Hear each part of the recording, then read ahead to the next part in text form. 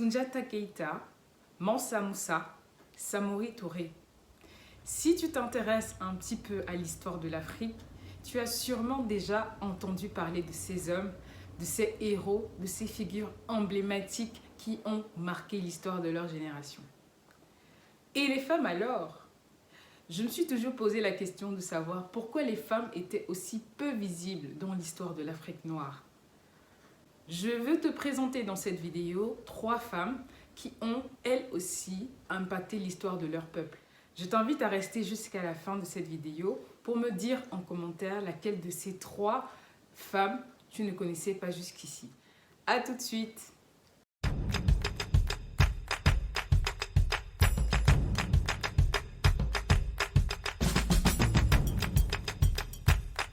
Salut à tous! Bienvenue sur cette chaîne Nyango Afro où on parle du quotidien des femmes noires, des femmes africaines dans le but de s'informer, s'inspirer, s'élever et surtout tordre le cou au tabou. En France, on connaît Jeanne d'Arc, Marianne et même un enfant de 4 ans peut te parler d'elles comme des symboles de courage et de liberté.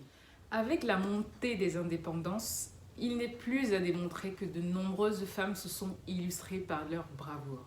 Mais je souhaite ici nous amener encore plus loin dans l'histoire, afin de raviver les épopées de celles-là qui, aujourd'hui, auraient encore des leçons de vie à nous enseigner. La première femme que j'aimerais vous présenter, vous la connaissez peut-être. C'est le premier nom qui ressort lorsqu'on tape sur Google « Femme noire, histoire africaine ». Elle s'appelle donc Anne Zinga. Anne Zinga est une as de la stratégie qui a dominé l'histoire de l'Angola en menant une résistance farouche contre l'invasion portugaise, ceci pendant près de 40 ans. Elle est la reine des royaumes du Dongo et du Matamba et est connue comme étant une habile tacticienne au tempérament de fer et au charisme incontesté. Une anecdote marquante de sa vie, c'est lorsqu'elle s'est rendue à Luanda dans le but d'y mener des négociations en faveur de son peuple. Elle devait rencontrer le gouverneur portugais et à son arrivée dans le salon où devait se tenir la rencontre, elle se rend compte qu'il y a un grand fauteuil en velours en face duquel sont posés à même le sol 2 petits coussins à franges sur lesquels elle était censée s'asseoir. S'indignant de ce manque de respect vis-à-vis de sa personne et surtout de ce rapport de gouvernant à gouverné, elle ordonne à l'une de ses servantes de se mettre à genoux et de lui présenter son dos en guise de fauteuil improvisé. Ce geste a laissé complètement pantois tous ceux qui étaient présents dans l'assistance ce jour-là.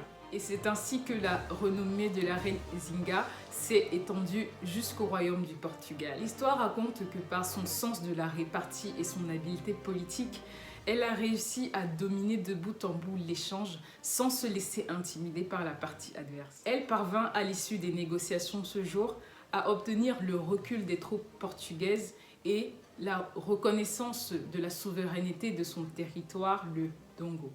Il y a tellement de choses à dire sur la reine Zinga, mais je vais vous laisser le soin d'aller lire les récits de ses autres prouesses, mais aussi de ses moments les plus sombres, parce que bien évidemment, personne n'est parfait. La deuxième femme que je souhaite vous présenter, c'est la reine Pokou de Côte d'Ivoire. Qui est Pokou? C'est une princesse née au début du XVIIIe siècle, proche parente de Osei Tutu, qui est le fondateur de la puissante confédération Ashanti, originaire de la Gold Coast, aujourd'hui appelée Ghana. À cause des guerres de pouvoir, elle a été obligée, ainsi que les membres survivants de son clan, à fuir Kumasi, la capitale du royaume Ashanti. À la tête d'un cortège d'une centaine de personnes composées de femmes, d'hommes, d'enfants, Pokou motivait et encourageait ses troupes à ne pas sombrer face à la peur et au découragement. Pendant qu'ils se frayaient un chemin dans la brousse hostile pour fuir leurs ennemis, ils arrivèrent au bord d'un fleuve appelé la Komwe qui séparait le royaume Ashanti d'une nouvelle terre, la Côte d'Ivoire. Les courants d'eau étaient très forts et l'ennemi se rapprochait de plus en plus.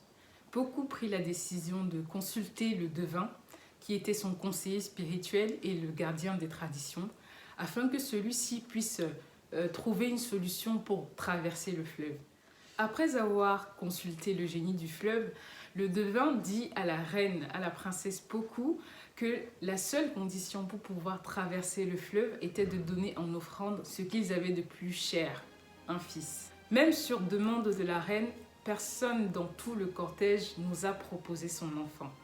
C'est avec une grande tristesse que Poku se résigna à donner en sacrifice son seul et unique fils qu'elle avait eu tardivement dans sa quarantaine après avoir essuyé les moqueries de son entourage parce qu'elle n'arrivait pas à enfanter. Ce fils qu'elle avait tant désiré, elle devait maintenant le sacrifier pour le bien-être de son peuple.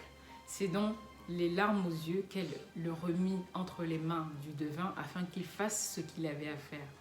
Une fois l'offrande faite, l'histoire raconte que le fleuve se serait calmé comme par enchantement et qu'une horde d'hippopotames se serait alignée pour former un pont et permettre au cortège de traverser. Une fois de l'autre côté du fleuve, au moment de rebaptiser la troupe, les premiers mots qui sortirent de la bouche de Poku étaient « Baouli », qui veut dire « l'enfant est mort ». Les Ivoiriens de l'ethnie Baoulé racontent son histoire de génération en génération, car c'est d'elle que vient leur nom. C'est elle qui a conduit l'exode de leurs ancêtres vers cette terre nouvelle au prix de ce sacrifice héroïque et déchirant. La troisième femme qui a impacté l'histoire de l'Afrique noire s'appelle Yenenga, l'Amazone burkinabé. Est-ce que vous connaissez des contes de fées 100% africains avec des happy end et des ils vécurent heureux? Je vais vous en raconter une. Vous parlez de Yenenga, c'est vous contez l'histoire d'une princesse qui a renoncé à sa couronne afin de vivre une belle histoire d'amour et s'accomplir en tant qu'épouse et mère. Dit comme ça peut paraître tout à fait normal, mais croyez-moi, c'est une histoire qui n'est pas du tout anodine. Yenenga était l'enfant unique du roi Nedega, du royaume de Gambaga, qui est un territoire situé au nord du Burkina Faso actuel. Elle a été très tôt formée au maniement des armes et à l'art de la guerre. C'était une cavalière hors pair qui menait les opérations militaires avec une autorité et une intrépidité qui déstabilisait ses adversaires, sans que ceux-ci se rendent même compte qu'elle était une femme. Son père voulait faire d'elle l'héritier mal qu'il n'avait pas eu et n'entrevoyait même pas l'option d'un éventuel mariage pour elle. Face à cette ambition, malheureusement, Yenenga avait d'autres projets et c'est ainsi qu'elle s'enfuit de chez son père, lassée par cette vie de guerre. Au cours de son voyage, elle rencontra un beau jeune homme du nom de Rialé, fils d'un souverain malinké qui avait été chassé de la succession par un de ses frères. Elle tomba sous son charme, se maria avec lui et lui donna un fils qui s'appelait Ouedraogo, qui veut dire le cheval fougueux. Ouedraogo est le fondateur du peuple Mossi, dont le royaume s'est étendu sur le territoire appelé Haute-Volta par les Français, puis rebaptisé Pays des hommes intègres, Burkina Faso, par Thomas Sankara en 1984. Yenenga est aujourd'hui l'emblème culturel du Burkina Faso. Elle représente la combativité, la force du caractère et l'indépendance d'esprit. Elle donne ainsi une image forte et positive aux femmes pour faire entendre leur voix dans leurs luttes et autres aspirations. Je vous ai partagé là quelques histoires de personnages féminins qui ont impacté l'histoire de l'Afrique noire. Elles sont très nombreuses, ces femmes-là qui ont impacté l'avenir de leur peuple, mais malheureusement très peu ou pas du tout reconnues dans l'histoire universelle. Si vous voulez en savoir plus, je vous invite à aller consulter le site de l'UNESCO qui en parle très bien.